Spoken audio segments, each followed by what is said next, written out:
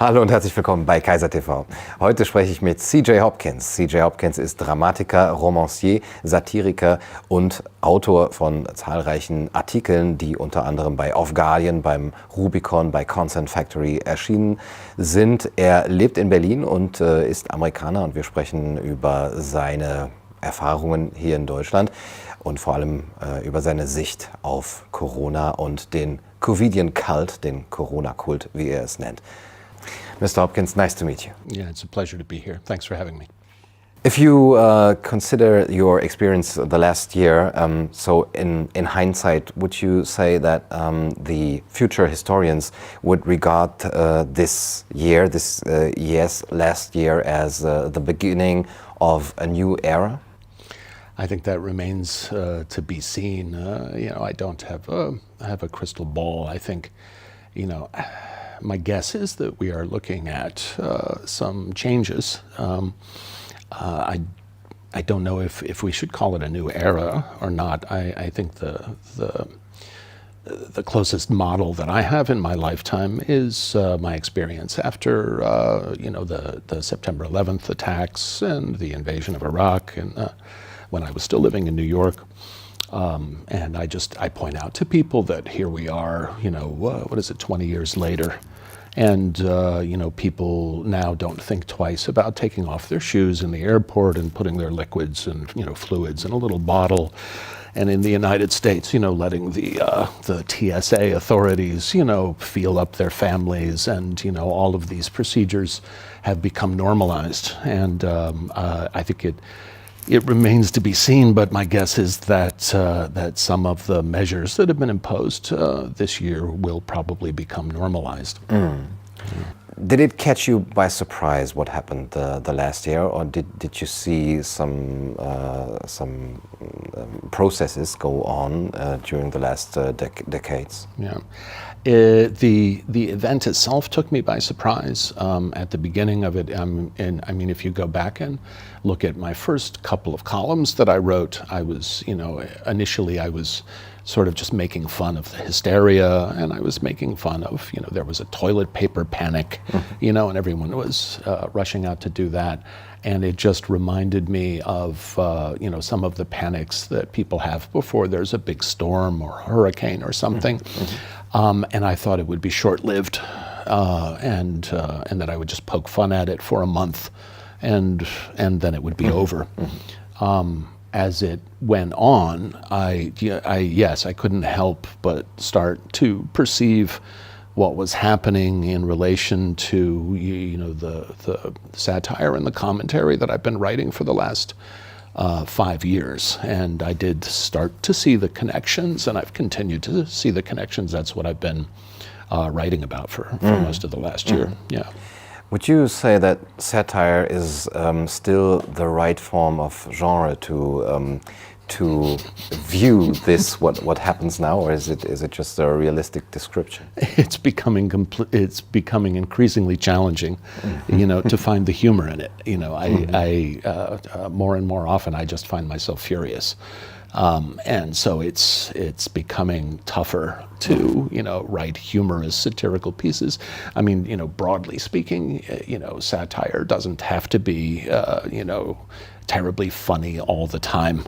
And that's the direction that my writing has been taking recently. As things get more and more totalitarian, laughing about them, just doesn't feel right anymore. Yeah. But what does? Where are the keys or the instruments for someone like you as a playwright or a public a novelist and someone who works in the literary field? Where can the critique be seen as working, as being effective? Yeah, I think part of a satirist's job, in poking fun at power and at power systems and the powerful, and I think part of a satirist's job is to provoke and to upset people to a certain degree, to kind of shake them into a little bit more awareness and get them to ask questions, or at least force them to experience their own, conformity. And that's a lot of what I've been doing. In my opinion, or in my view, a lot of, in the United States, definitely, I'm not sure if it's the same in Germany, I suspect that it is, but I think a lot of the people who have just kind of mindlessly embraced the new normal and have refused to, think critically and ask questions and look into all of the information that is there, that is available, but isn't being presented to people by the mainstream media, the corporate media, and government leaders. I think a lot of those people are they're the group that I came from. They're liberals, they're artists, they're general, they're in the United States they're Democrats, and they're basically my people. It's where I've lived my whole life, in the arts and surrounded by liberals, and watching them sort of transform into this totalitarian social force. First, it's just terribly upsetting to me. And second, as a satirist, I feel that it's my job, to kind of confront those people and say, hey, look at what you're doing. Look at the similarities between the way you're thinking and the way you're talking and, other totalitarian regimes. In history and present. Exactly. And I catch a lot of criticism for that. And people get particularly outraged, when I compare what I see as the totalitarianism that's developing now. I call it pathologized totalitarianism. When I compare that to specifically, the totalitarianism during Nazi Germany, people lose their minds and become completely, outraged. And yet the comparisons are there. Are these German people which object to this parallel, or everywhere else in the world? Primarily other people. I have not, every once in a while, a German person. I haven't heard a lot from my German friends recently, but I haven't gotten a lot of complaints, from Germans. Most of the outrage comes from Americans and from Brits, and people, who read my columns and live back in the States or in the UK or elsewhere, primarily English speakers. Okay. And even they reject your comparison with Nazi Germany. Oh, completely. Okay. It's just it's like the worst thing that I could possibly do. It's I mean, part of that is I was just explaining this to someone the other day. I mean, part of the reason for that is so much of the American mythos and the global capitalist mythos is built on the fact that we defeated the Nazis. Forget the fact that the Russians did most of the work, but the myth is built on, we defeated the Nazis and therefore we deserve to rule the world. So the Nazis are just like the bad guys. They are the worst possible guys that you could be, which is why you'll notice whenever the U.S. needs to invade another country, they typically first have to demonize the leader that they want to depose as Hitler. Saddam Hussein is the new Hitler. Exactly, and Donald Trump, they did it for 4 years. So anyway, the Nazis are just like the worst. First of all, it's the worst possible thing you could be. And second, it's a sacred thing that you can never, ever use to, compare to anyone else unless you're using it, to demonize Donald Trump as Hitler for 4 years or Saddam Hussein before you invade his country. Speaking of sacredness or sacrality, you coined the phrase the Covidian cult, which I think is a very good description about what we are seeing, which is going on now. What are the most viewable elements of this cult? Keep me focused if I start to ramble. A couple of things, just the visible elements of it. I was just explaining this to somebody also the other day. We were talking about masks.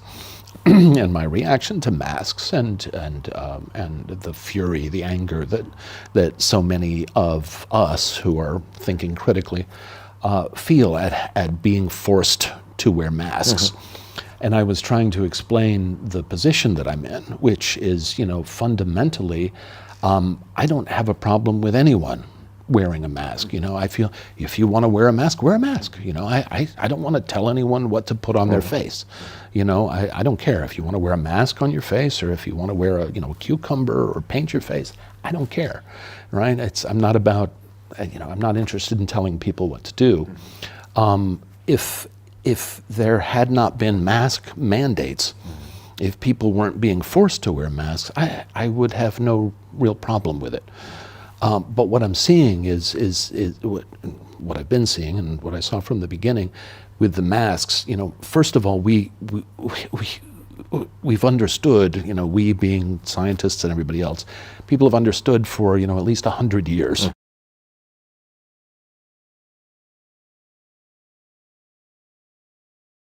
And then suddenly, no, they do, all right? And the masks were imposed, and they were just very obviously, to me, a way to symbolically, theatrically generate the atmosphere of disease and, panic and plague that would not be there otherwise. I mean, I think if you imagine if everyone just took their masks off and went about their lives, I mean, how many of us would really be aware of this, deadly apocalyptic pandemic that is devastating the world? The masks, it's theater. It's theater. If you get millions of people to put hospital masks on and walk around acting as if there's a plague, then there's a plague. Yeah. Visibly, these are the visible signs. What was the question you asked me again? The elements of the Covidian cult. These are the visible signs, and and this is sort of cult-like behavior. Another part of it is just the response that you get from people when you try to broach, the subject of actual facts. Everyone screams about science, but when you actually start to talk to the people who are fanatical about this and try to have a discussion about the actual facts, the reaction that I've experienced over and over and over again, and I've spoken and interacted with many of these people, the reaction that I get, it's not a rational discussion. It's as if I'm speaking blasphemy or heresy, and the impulse is to shut me up or demonize me or put a name on me and to basically make me stop. And this is, I think the parallels between cult behavior are absolutely clear. It's like I'm a suppressive person, in Scientology. I think rational discussion became impossible somewhere late last spring. And since then. Yeah. I don't know how much communication has been going on between the two camps. Yeah, and it's a long way since, so that's 1 year without any possibility of communication. The other side uses this, and I find this very funny, this kind of rhetoric as well, that their opponents are conspiracy theorists, which are not willing to argue in a polite way and with facts. And I'm very sometimes I'm upset about this, because I see that there's one side which is very willing to go into this discussion and to be heard, but they are not heard, they are put aside, and they say, oh, they don't want to argue, they don't have any logical facts and so on. So is there a possibility to bring these sides together in a rhetorical or communicative way? I think they're probably it's a complicated answer to your question. Yes, but not yet. Again, if I can use the September 11th attacks and the invasion of Iraq and all of the propaganda that was disseminated before that invasion, and my experience with that, it was the same type of hysteria. At that time, I mean, I helped organize, the protests in New York against, the invasion before it happened, and all of that. At that time, we were being called terrorist sympathizers and Saddam apologists and traitors and the everything same kind else. of rhetoric. Yeah, and now we're being called, COVID deniers and conspiracy theorists and, far-right extremists and everything else that you can imagine. If you go back and actually look at the history, that hysteria remained in place during the initial invasion and for a while, during the occupation. And then I think it was, don't quote me on this, but I think it was a couple of years later when the occupation really started to go bad, that then the corporate media, the mainstream media started, saying, well, it looks like maybe there aren't any weapons of mass destruction. I mean, the same media sources, the papers of record, the New York Times, the Washington Post, what have you, that sold the war, that pumped out the propaganda, saying, Saddam Hussein is, working with Al Qaeda, and there might be, dirty bombs in New York, and all of this hysteria. Years later, the same papers are like, yes, we've looked into it, and it seems that there aren't any weapons of mass destruction. And slowly, the public opinion shifted, and now I think it would be difficult to find someone who would tell you, oh yeah, I really believed that there were weapons of mass destruction. And then years later, everyone was like, yeah, no, of course, there weren't. It's this long process. Once the objective has been achieved, then the truth can be rolled out when it doesn't matter anymore. Yes, it's a very slow process. And the same people who are now, mindlessly parroting whatever the corporate media puts out will then shift their views, and then we can have this conversation when it doesn't matter anymore. So in Germany we say, the child has fallen into the well, so everything is done and the case is closed. So do we ever learn from history, from our faults? I don't know. Some of us do. Some of us do. That's my best answer to that. Some of us don't. Okay. In your own career as a playwright and a satirist, did you face during the last year defamation and denunciation, and have you been called a conspiracy theorist and by your colleagues as well? Yeah, not as many as most, and not as prominently as you. For example, I just I just read a recent piece in the Welt. It was ridiculous. But so not as prominently as a lot of people. I've dealt with it more just on a personal basis. Yes, old colleagues, old friends who basically consider me, some sort of, demon or something. I've had friends, suggest that I should be, sent to a psychiatric hospital and receive, treatment for my mental illness. And so on. Okay, this is the tolerant side. Yeah. Okay, how do you react to this? You were talking about being furious or upset. Is this something which makes you upset still, or do you laugh about it? I react angrily and aggressively. I try not to. This one ex-friend colleague that I'm thinking of, who was suggesting that I should be, sent to a psychiatric facility.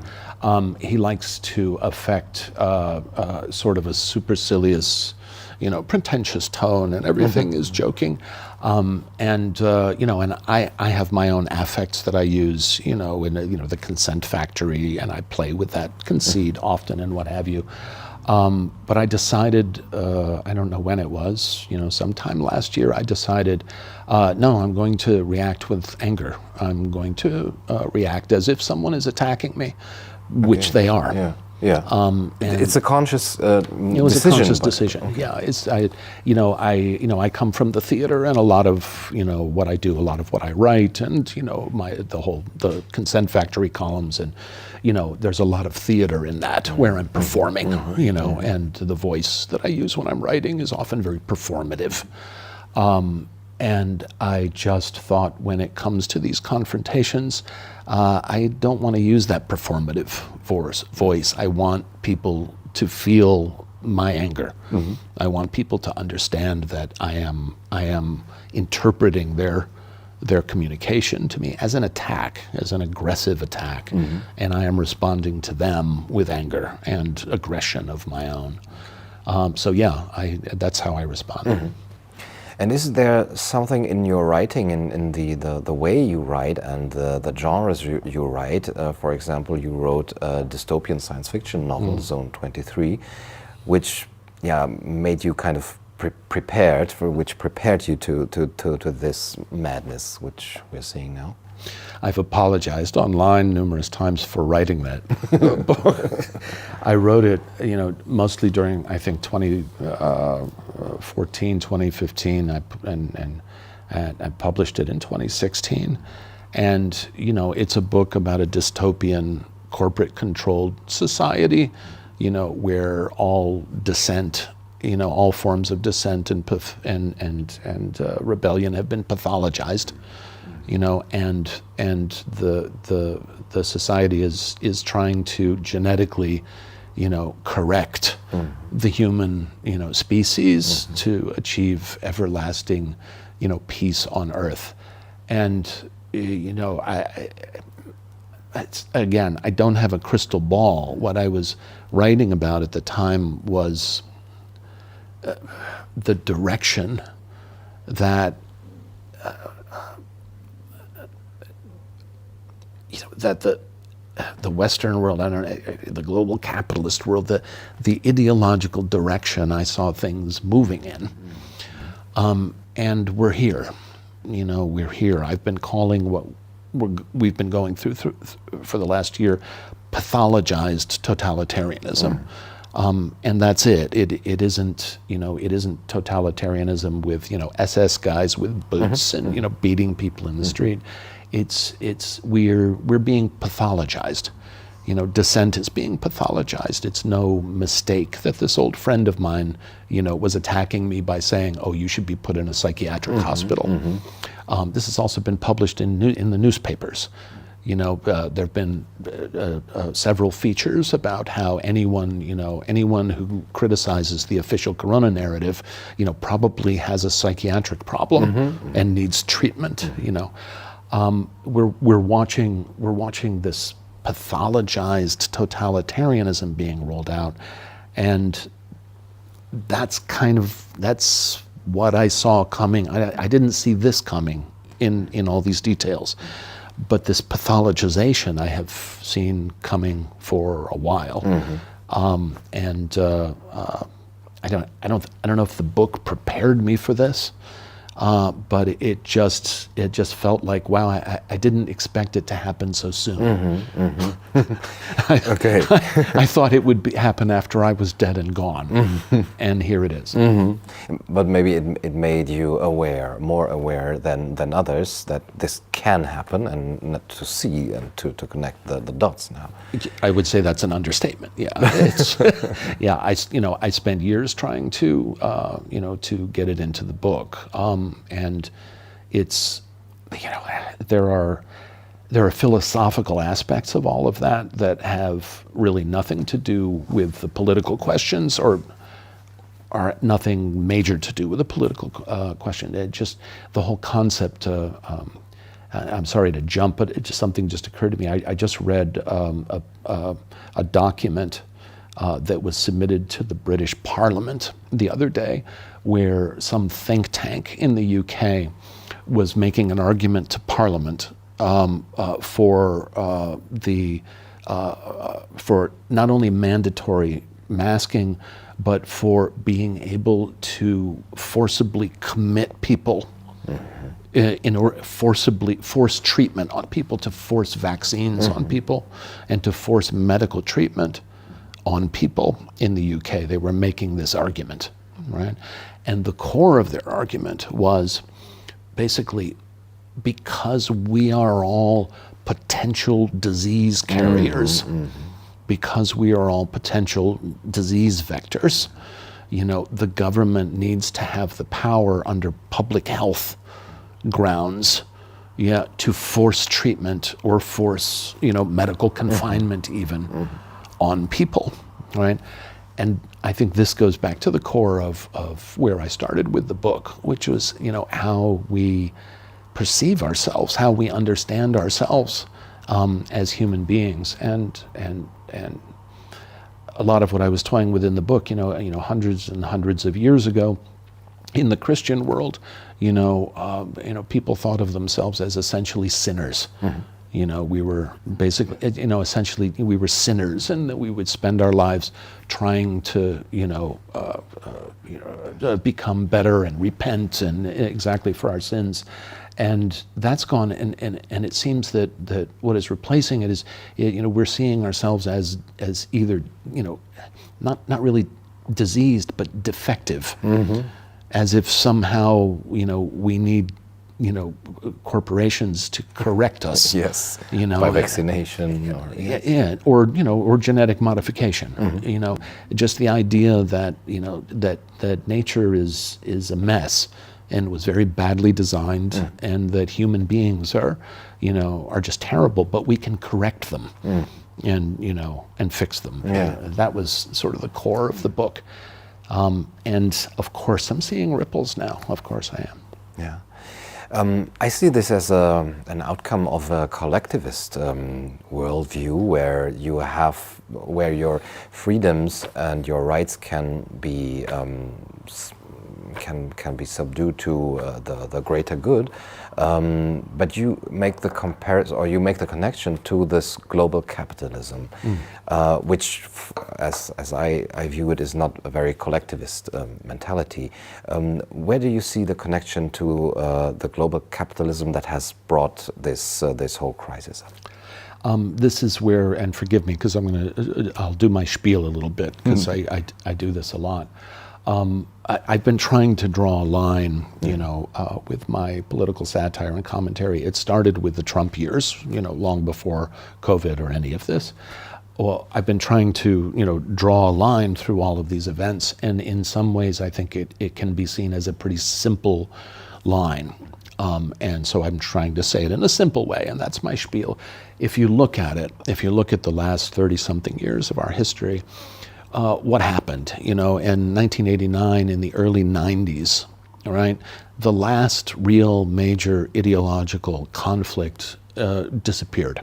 The Soviet Union collapsed, and global capitalism, for really the first time in human history, became a globally hegemonic ideological system. The first one in human history, right?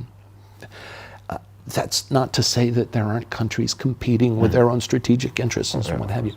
But if you look at the world in terms of ideology, right, global capitalism is that ideology, and that ideology, pertains throughout the world, right, throughout the world.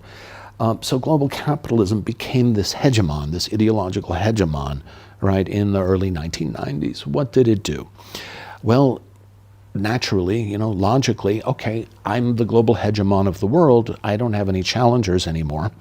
So what am I going to do? I'm going to restructure, right? They're all the leftovers from my last ideological challenge, right? And all those old alliances, I'm going to restructure. I'm going to go in and restructure all of that to serve my purposes. And I'm also going to look for where there is any remaining resistance yeah, to my ideology, all right? And you're a philosopher, so I can do this, right? If you understand capitalism, as an ideology, not really even as an economic system, but as an ideology, what does it do? What does it do? What it does in a society, it goes into that society and it finds any despotic values that it can find, and it dissolves and erases and decodes those despotic values, right? Which is wonderful, because that's what saved us from, the tyranny of kings and aristocracies, and it brought us the democracy that we have. That was a wonderful tool, fantastic tool, to eliminate despotic values, right? But it did that already, right?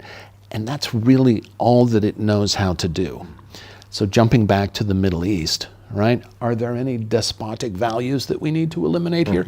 Oh, yes. There are some people here who actually want to live according to their religious beliefs, right? Not just go to church on Sunday or the temple or, mosque or wherever and say the words, but they actually want to make their societies function according to their religious beliefs. And religious beliefs are, of course, despotic beliefs, right? We can't have a market functioning with these despotic beliefs. Let's go in and, right? And then we get the whole period of the Middle East and the US and, invading and destabilizing the Middle East. And that went on and on and on, and it lasted right up until 2016. Right? In 2016, in the summer of 2016, you picked up the corporate papers and it was the summer of fear. I don't know if people remember this, but it was the summer of the lone wolf terrorists. Now it was, I called them non-terrorist terrorists. Because then anyone could be a terrorist, but we were still fighting, the fundamentalist terrorists, right up to the summer of 2016. And then what happened, Brexit happened. And then what happened? Donald Trump happened, and various populist movements, mostly right-wing populist movements in Europe, started rising up. And there was this populist rebellion, all right, which in many ways is another form of resistance to global capitalism based on these despotic values, right? People who are saying, people who are fighting against, transgender rights or, multiculturalism or whatever it may be, all right? And without putting judgment either way on any of that, just looking at it, what these are people saying, no, I don't want to live in a pure marketplace where the only value is exchange value. Right? We want to live in a world where we have family values, or we have religious values, or we have these societal values or these traditional values. And global capitalism, can't really work with those values. It got rid of the kings, and it got rid of the tyrants, and it got rid of, the Nazis, and it got rid of the other totalitarians. And so what's left? It's these people. It's these people. And so what it has been doing is going in and going after any, remaining resistance to its ideology. And what is its ideology? Its ideology is actually pretty simple, right? It's in, global capitalism, this glass is the equivalent of all of the works of Shakespeare. Okay. Right? They're commodities. They're commodities. They have no inherent value. They have the value that is assigned to them by the marketplace. And thus there can be no inherent value in any of these things. Capitalism as an ideology, it strips away all values, and it turns everything, society included, into a pure marketplace. I forgot what your question was that got me on. And now the connection to the COVIDian cult and the new normal, and is it an offspring of this global capitalism? I think it's an extension of it. If you look at what happened, the last collection of my essays was titled "The War on Populism," and I think what we experienced, during the Trump years. What we witnessed and what I've written about is we watched the reaction of global capitalism to this populist uprising. And now what we're also seeing is, that war on populism is being connected into the war on terrorism. I don't think it's any mistake that, if you read the American papers, the Trump supporters that, stormed the Capitol, with their Viking horn hats and what have you. Domestic terrorists. Yeah, these people are being painted as domestic terrorists. The Capitol in Washington is still surrounded by fences with razor wire, and there are still, thousands of troops occupying the Capitol, because at any moment, democracy could be attacked by these, far-right domestic, terrorists, and conspiracy theorists and COVID deniers. And what we're seeing, what I think we're seeing, is the fusion of any type of resistance to global capitalist ideology. Yeah. It doesn't matter, if it's, a far leftist, a far right person, a religious fundamentalist, a Muslim, a religious fundamentalist, Christian religious fundamentalist. It doesn't matter. Any type of resistance to global capitalism, it's being fused into this big mass of, people who need to be dealt with. Okay, yeah. The Washington Post wrote about the vaccination hesitation as being a form of terrorism. Yes. Domestic terrorism. Yes. Yeah. This is a perfect example of what I'm talking about. Yeah. You're living in Germany, in Berlin right now, and my first question would be: Do you like living in Germany? What is your view on Germany? And you were talking about the German disease, which you're seeing the last years. It's a kind of that the German mentality has a closer relationship to this. Maybe to be more to deal with it more easy, that you can denunciate your neighbor now and to bow to the new norm and to what the state says. I actually wasn't. And that actually wasn't my intention. It's funny, that was one of the few pieces where I felt like I could have some fun.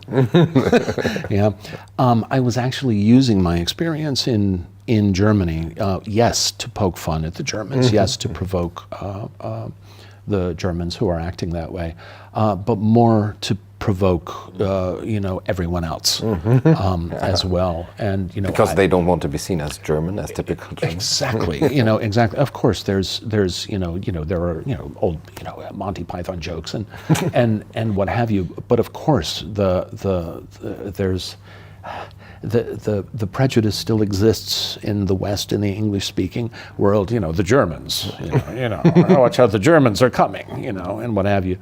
And I was playing with that a lot.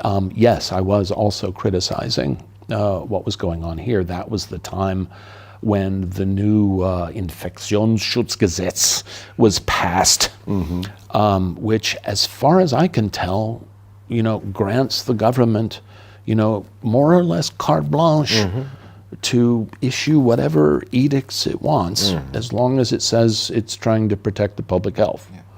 Yeah. And God help me. I compared that to the Ermächtigungsgesetz, and I thought, well, no, they're not Nazis. Obviously, it's a completely different, thematic, but it's kind of the same thing. Structural. I've been here for 15 years. I've lived here, and I have loved living here, and I've never regretted coming here, and I've just enjoyed my life in Berlin so much. I have not enjoyed it so much during the last year. I do not think this reaction is specifically German. I don't think there's anything uniquely German about it. I mean, the German part of it has a German character. You know, the American part of it has an American character. The British part of it has a British character. I was playing with the German character because it begs to be played with. Yes. But I don't think that there's anything.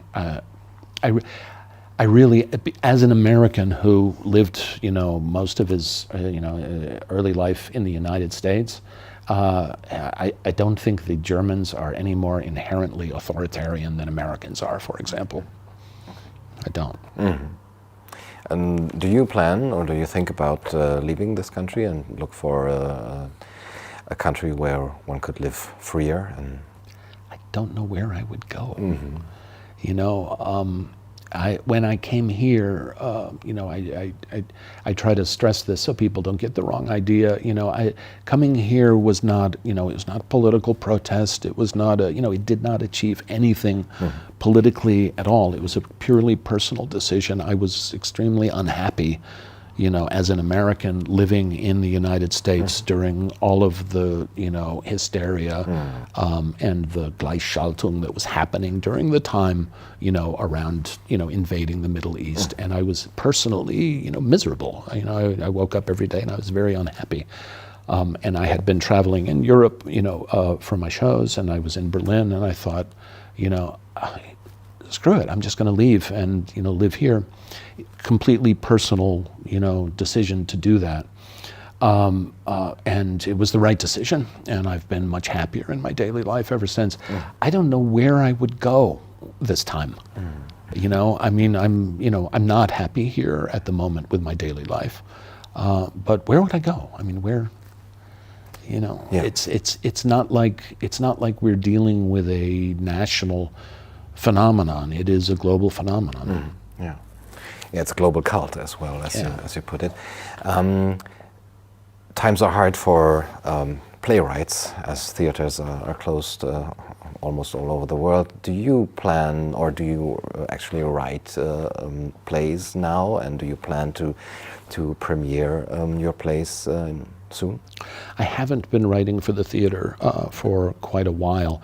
Ironically, my oldest play, best-known play, had just been scheduled for a new UK tour, which was due to open in March of 2020.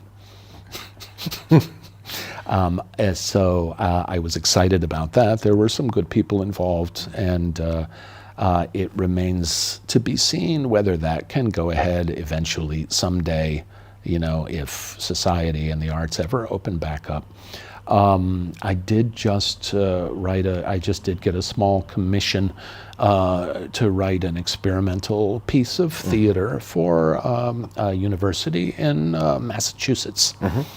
And that was nice. That was actually the first time that I've worked on a theater text in, over 10 years. I was concentrating on writing my first novel, and for the last 5 years, I've really been focused on writing this political satire and commentary. Okay, Yeah. so you are maybe, are you thinking about implementing our new normal, this whole experience into your literary work? I was, and again, it's Zone 23, which is my novel, right? It was conceived as part of a trilogy. It's set very far in the 26th century, although nobody's really sure what time period it is.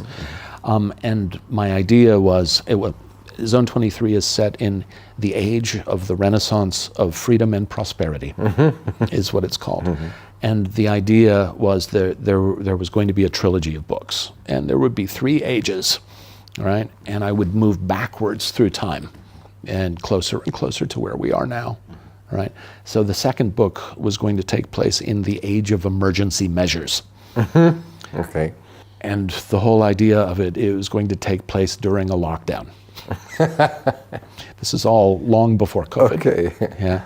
And now I can't write it. Yeah. Because I'll just be writing a COVID book. Yeah. All right. I still want to finish that trilogy, but I'm not sure how to approach the second book yet, and I don't think I'm capable of approaching it until we get through this acute crisis stage of whatever we're in. Yeah. Because it's just I'm not able to really reflect the way I need to reflect. You've also you've written a novel, if not more. Yes. Yeah, you know what it takes. You need to be able to have quiet reflection time, And a distance. and distance, and not just be reacting. So I have to wait for that opportunity. Okay, so it remains to be seen, but we are looking forward to reading from you soon, I hope, and thank you for your time and for the nice chat. It was my pleasure. Thank you. Das war's für heute bei Kaiser TV. Ich hoffe, es hat euch gefallen. Bis zum nächsten Mal. Macht's gut. Du sagst,